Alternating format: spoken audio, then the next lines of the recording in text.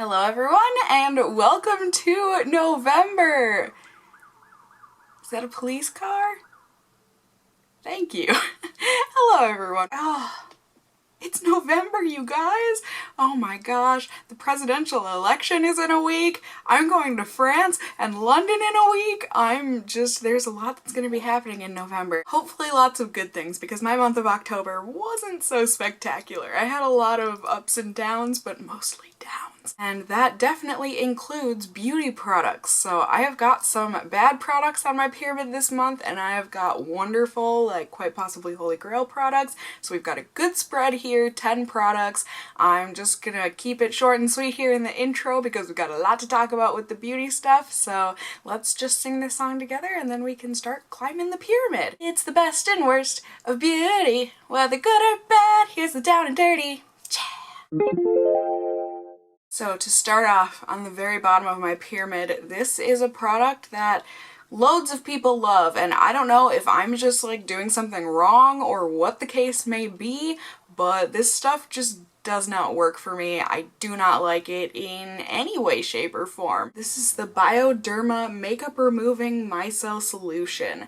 I don't like this stuff. Like, I don't know what I'm doing wrong. People rave about this stuff on YouTube, but like, every time I've tried this, it's just crap at removing my waterproof makeup, aka my mascara. If you were to have smeared honey in my eye and then released a swarm of bees and were like, look it, this girl stole your honey, go get her, and then they all attack my eyeballs, it does not feel good in my eyes. And just overall, it does not really take off my, like, it takes off my makeup, like foundation, eyeshadow, whatever, but when it comes to my waterproof mascara, and I've tried doing the thing where you like hold the cotton round on your eye and like let your mascara soak in it or whatever and then try getting it off. Nope, still barely comes off like that. I'm probably gonna keep this just to, you know, remove eyeshadow swatches and stuff on my hand for whenever I do that sort of a thing, but like overall, I was real disappointed. This stuff is just not for me. I don't get the hype. Like I said, if I'm doing something wrong, please tell me if there's like a magic way to use this or something, but overall, my Pond's Cold Cream and Bobbi Brown eye makeup remover beat this by leaps and leaps and leaps and bounds. It's like they're in the Olympics. This one didn't even make it to the semifinals. Just And next up on the pyramid, so sad about this product because I love the brand as a whole, but this just did not work out for me. This right here is the Paula's Choice Anti-Aging Lip Gloss with broad spectrum SPF of 40 in it. I don't see on here where it says the shade, but it's the pink one. I think they've got a pink one and a clear one.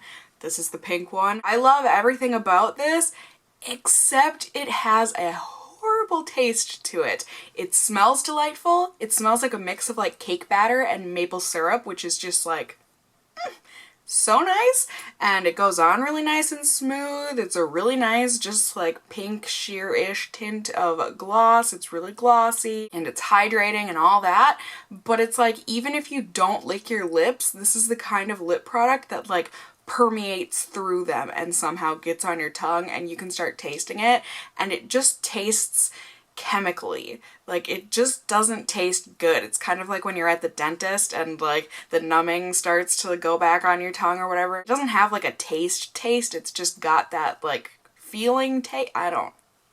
Does that make sense? Do you know what I'm talking about? I just don't like it. I just always have a lip gloss in my purse for days when I'm just like out bebopping around or whatever, and instead of using a chapstick, ooh, fancy, use a lip gloss instead. And the one that I had been using finally ran out, and so I popped this in my purse. So I've been trying so hard to use this, but I can't anymore. A month is long enough. It tastes I just don't like it. So I'm really sad because, like I said, Paula's Choice is my absolute holy grail skincare, but I don't know, I really haven't tried any makeup from them until I tried this. So I don't know, maybe their makeup just isn't for me. I'm not sure, but this was really sad and disappointing. Next up here on the bottom of the pyramid, this is like a group of products, I guess, or a couple of products. I grabbed one of them just for a visual, but this in general, this category, this spot on the pyramid is for e.l.f. foundations, and I'm so sad about that. I have done 2 reviews on e.l.f. foundations here this month, so if you want to watch those, you missed them, whatever. As always, for any of these products, I will have pertinent links down below, and I will also have cards up in the top corner here. You can click on those if you want to go watch those videos. So I've tried out this e.l.f. Flawless Finish foundation and then also their Moisture Stick foundation, and both of them, it's so sad because like when they go on, both of the foundations, they're gorgeous. Like they look really, really nice. Very flawless, like the name implies, and just really good. They were both like super lightweight, good coverage, really creamy, just nice foundations. And especially, I mean, they're both cheap. I think both of them were $6. Like, can't beat that, especially this one. I mean, it comes in like this frosted glass bottle. I mean, really, e.l.f. did a good job there. But if you have greasy, oily skin like I do, the minute I started getting greasy and that started to like, you know, get mixed in with the foundation, makes it so that then if you touch your face with the grease, the foundation comes right off. It gets really patchy, and if you try and blot your face, it comes off on your blotting sheets. It's just really sad and disappointing. So, I mean, maybe if you have like normal or dry skin, that's why I put this a little higher up on the pyramid, because I think these foundations could work for people, and like I said, they are gorgeous in the very beginning, even if you do have oily skin. So like, if you want a foundation that you're gonna wear for like an hour or two, like, I don't know, maybe that's the kind of thing you do. So I think these could work for some people. It's just if you have really oily skin like I do, I don't think e.l.f. foundations are gonna work for you. I don't know, you guys should let me know if they make one specifically for oily skin. I don't know that I've seen any, but I could have totally missed something. And also, e.l.f., please, if you're watching this video, please work on your shade ranges. It makes me so sad whenever I'm doing those reviews and it's like there's 3 to 6 options for foundation shades, and those 3 to 6 options are like really just not inclusive. So yeah, with the e.l.f. foundations, good, but not good. Meh, but meh. So, meh. The last thing on the bottom of my pyramid here was actually a gift from one of you all. I nearly cried when I opened this. This was so kind and so generous of you. Bernadette, thank you so much for sending this my way. I think you said you accidentally ordered 2 or something, and so instead of returning it, you sent the extra one to me. Like, you guys are so sweet and so kind to me. I'm so appreciative. So thank you so much, Bernadette. I'm sorry that this is on the bottom of the pyramid here, but it's just one of the things in this thing. It's a palette. This is the Becca and Jaclyn Hill Champagne Collection Face Palette. It comes with 3 blushes and then 2 of their pressed shimmering skin perfectors. This is a gorgeous palette. I absolutely adore the packaging. It's so cute. Like, really, really pretty, and it's also got like a good weight to it. It's got that nice satisfying click to it, and it's got a huge beautiful mirror. Say hello to my window. Heyo. I don't know if they did this intentionally, but like with the little logo and everything down there, it gives you room to hold the palette with your thumb. And the product that I am talking about for this spot on the pyramid, yes, this will be showing up later on in the pyramid as well, but I'm so sorry to say, I feel like horrible. I'm not like trying to dog on Jaclyn or anything, and I know tons of people adore this product, but the Champagne Pop highlighter, it doesn't last on me, you guys. I think it's beautiful. I mean, it's what I have on today. It's what I've been wearing all month. Like, I really do think that it is gorgeous while it stays on my cheek. Really, if you think about a glass of champagne mixed with the tiniest little bit of like a rose champagne, that's what color this is. So it's got that gold and it's got that little bit of pink in it. It's really reflective and shiny. It is pigmented, really blendable, beautiful product. Except it doesn't last on me. I don't know what it is, but like after maybe like 3 or 4 hours, I feel like it's practically gone, and that makes me so sad because it is a beautiful highlight and I wish it lasted longer. A for effort. I feel like I said, everything else about the highlighter is absolutely gorgeous. It's just the longevity. I have so many other highlighters that'll last on my face like 12 plus hours, so the fact that this one doesn't even last like hardly a fraction of that, and especially for the price, Moving moving on up to the second tier of the pyramid here. This is another product that so many people love, and for me, I'm just kind of like, meh with it. I finally went out and bought the M.A.C paint pot in soft ochre. Now, this is a good product, you guys. It really is, but it's not perfect. And I think you can get stuff at the drugstore that's just as good. Soft ochre, it's a really beautiful creamy paint pot in this nice, really light ochre color. It's almost like a Naples yellow ochre. It's very silky, like creamy, goes on the lids really nicely, and it's a great base for eyeshadows. Like, it does a really good job at brightening up the colors and everything and like give them something to stick to. But unfortunately for me, these things crease on me if I don't have a primer underneath it. And I know so many people that have oily lids like I do, they say they don't need a primer underneath this. Like, this stuff is a godsend and it works so well for them. But I tried, I really did, and this, I can't use it unless I use a primer underneath it. Maybelline color tattoos are the same way, but like, I would so much rather just have a Maybelline color tattoo because it's what, like a third or a fourth of the price of one of these? And for me, they perform exactly the same. So I'm so sad, you know, this is a cult classic. I know so many people love and swear by M.A.C paint pots, but I personally just, like I said, I would rather use a Maybelline color tattoo. It's a bit stiffer of a cream, but like overall, I would never go out and buy another paint pot. But that's just me personally. Like I said, I know loads of people that love these, so womp womp, at least I tried. Next up is another product that so many of you have told me you love, and I really do like it, but I don't think I love it. And it might just be because I have loads of eyeshadow palettes already, but something about this, I'm just kind of like meh with it. It's like a happy meh, you know? This is the Tarte Tartlet in Bloom Amazonian Clay palette. I love the packaging on it. I think it is beautiful, and it's got a nice weight to it.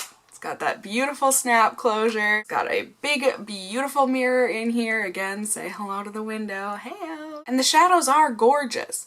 But like I said, I feel like I have all of these shadows, you know? So it's not to say that these are bad shadows, and it's not to say that these aren't beautiful colors. I obviously love these colors since I have so many palettes that have these colors and stuff in it, but that's just the thing. I will be doing like a full-on review of this thing. I'll do like my mini tutorials, swatches, all that stuff of it in there, so sit tight, that will be coming very soon. Overall, I'm just not blown away by this palette. It's good, it really is, and it smells delicious. It's like a vanilla chocolate. If you were to smell the Too Faced chocolate bar palettes, it smells like that except with a bit more vanilla mixed in. So nice. I very much appreciate that. The shadows are very creamy, they are very smooth, they are extremely blendable, especially the darker shades, which is awesome. Overall, like I said, they are great shadows. I just personally have tons of stuff like this already, and also I find it hard to make a big variety of looks with this palette. Like everything, I feel like no matter what kind of combos and stuff I put together, they pretty much all end up looking the same or like extra super similar to each other, that sort of a thing. I don't know, maybe I'm just not being creative enough, but I think if you're the kind of person that like you've got your one eyeshadow look, or you've got your couple eyeshadow looks, or you just really wear kind of like work neutral makeup type of a thing and that's all you need in a palette, this is going to be great for you. You know, it's a great size. You do have options to like sparkle it up a little bit, smoke it out quite a bit. You do have that ability to go back and forth with your looks, but they're all going to be kind of in that same little box, you know? So for some people, it's going to be great. For me, I just personally have enough like this already that it doesn't blow me away, but Tarte, as far as I'm concerned, they make beautiful products. I really do love their eyeshadows. Their blushes are my #1 blush. Like, I really love them, love the brand and everything, but like I said, the palette, it's just not that exciting to me personally. And then next up here, I told you the palette was coming back, so thank you again to Bernadette. This time around, we are talking about one of the blushes in this palette.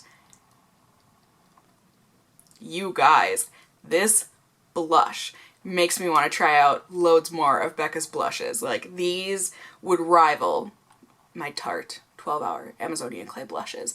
I would say I still like the Tarte ones better, but these might be a very, very, very close runner-up. So this particular shade is in Pamplemousse. It is just a beautiful, bright pink fuchsia berry, and it's scary for someone with skin as light as mine or lighter than mine, but if you use a light hand, these kind of blush colors are so pretty. Not only on fair-skinned people, but especially on deeper-skinned people too. Like, it's one of those blush colors that just looks good on everybody. It's just like Champagne Pop in that it is really silky smooth, it is blendable, it is beautiful, pigmented, all of the good things you want in a blush. And I love the way that it looks on my cheeks. I think it makes me look so healthy. You guys have been complimenting me up the wazoo on my blush this month, like, so you guys like it on me too. Yay! Thank you guys! Just overall, Pamplemousse is a beautiful blush. I would highly recommend if you guys can get it in singles. I think they sell them in singles and stuff, or I know Becca's got those like half and halves right now with half of a highlighter, half of a blush in it. And I am fairly certain that Pamplemousse is one of those colors in those duos. So really beautiful blush. I absolutely love it. It has gotten so much use out of me, and I really like the way it looks on my cheeks. So thanks again, Bernadette. This palette, it has been put to good use, and it will continue to do so in the future. Moving on up to the second to the top tier of the pyramid, we have got a mascara. And I really, really like this mascara, you guys. This is the Urban Decay Cannonball Ultra Waterproof Mascara. If you watched my Let's Test video on this, you would know I got this because one of my coworkers back in Boston always wore this mascara, and her lashes always looked phenomenal. So, of course, I had to go out and try it myself. I'm so happy I did. This mascara really is very, very nice. Now, do I think any mascara is worth more than what you can get at the drugstore? Maybe.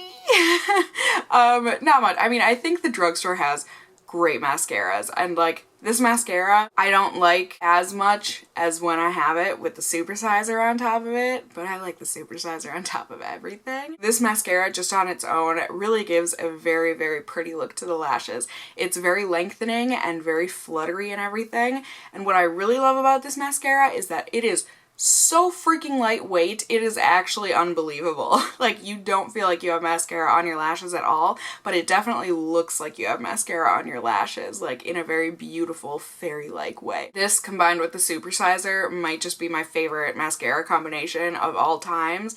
It is just gorgeous. I'm also not sure if this is just because I did buy this mascara and then I waited a long time before I actually tried it out, but I was really disappointed that this seemed to dry up in about the span of a month. But I just did a hacker hoax video on using contact solution in your mascaras, and spoiler alert, totally works. So I have revived this mascara and I'm so freaking happy about it, so it'll last me more than the month that it did originally. Either way, I'm so glad I have that contact solution method now to revive dried out mascaras. Overall, this Cannonball, it's a really good mascara, and probably anytime, you know, Sephora, Ulta, they're doing their 20% off sales and whatnot, I would probably snag another one of these in the future at that time. Second to the top on the pyramid, this is the lipstick that I can't stop wearing this month. It's what I have on my lips today. It is my one true love. Like, I love this lipstick, and it's like I go through these phases where like I forget about her and then I remember. Jane, I've missed you! This is one of the NARS Audacious lipsticks, and it, like I said, it's in the shade Jane, and this is probably one of my most favorite lipstick colors, and you would never think so looking at the bullet, but that's because this is one of those lipsticks where you need like one swipe and you've got full pigment on your lips. It's really good. These are super lightweight, like you don't feel like you have anything on your lips, but they're moisturizing, they are creamy.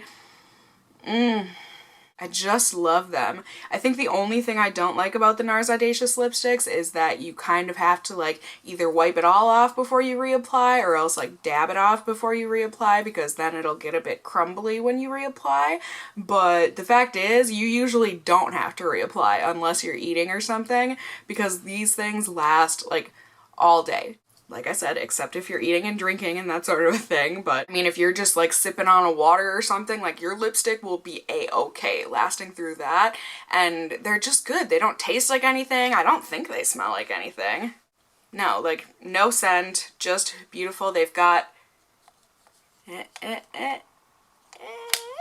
that magnetic closure that's just oh so fancy, and I just love it. So yeah, these are expensive, but like probably one of my top 3, I shouldn't even say probably, the NARS Audacious lipsticks are in my top 3 lipstick formulas of all time. I absolutely adore them, and Jane in particular, just oh, so perfect for autumn. Like, I don't know, that terracotta rosy color, it's just, it's real good.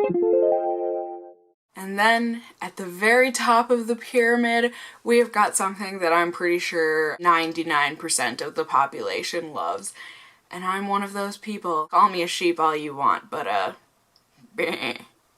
I'm all for this concealer. This is the Tarte Shape Tape. I have mine in the shade Fair. e.l.f. isn't the only one who has a horrible shade range. Tarte is kind of in that same boat. They're better than e.l.f., but like, Tarte, you should come out with like 8 million more shades of the Shape Tape because everyone would buy it. It is, I think, my top favorite concealer ever made. It's really, really good. I did a YouTube made me buy it and everything on this, and ever since then I have just been in absolute love, lust, everything. I love this concealer. It has a really big doe foot on it, which to this day, I really don't. Like, what? Tarte, why? Why? Because this stuff, it's so crazy pigmented that you need just the tiniest little bit. And trust me, it will cover like your whole freaking face. The concealer is just so worth putting up with that annoyance because it's beautiful. It barely creases on me, which is like a miracle for products underneath my eyes. Like, everything creases on me. But this stuff is probably the most minimal creasing that I've ever gotten with a concealer. It covers pimples like nobody's business. It brightens up under the eyes. It is just so good. It is so good, and it lasts all day. All day. No fading, no nothing. It doesn't look cakey, doesn't look heavy. It just looks beautiful and perfect and wonderful. And I'm so happy I was finally able to get my hands on this. So this stuff, it really is, in my eyes, worth all of the hype that it receives on YouTube. It is just cream of the crop, top of the pyramid. It's really good stuff. So yeah, you guys, that is gonna do it for the October 2016 Best and Worst of Beauty. As always, I hope you enjoyed it and found it helpful to see maybe there's some products in here that you might want to check out for yourself, or maybe there's some products that you're gonna want to avoid. If it was helpful and or enjoyable for you, please do go ahead and give me a thumbs up down below. I would really appreciate it. And if you're new here, hey, hi, hello, how are you? You can go ahead and subscribe if you want to see more content from me in the future. I would love to have you here. And as always, I just hope you guys are all doing well. And until next time, just stay well until then. Bye!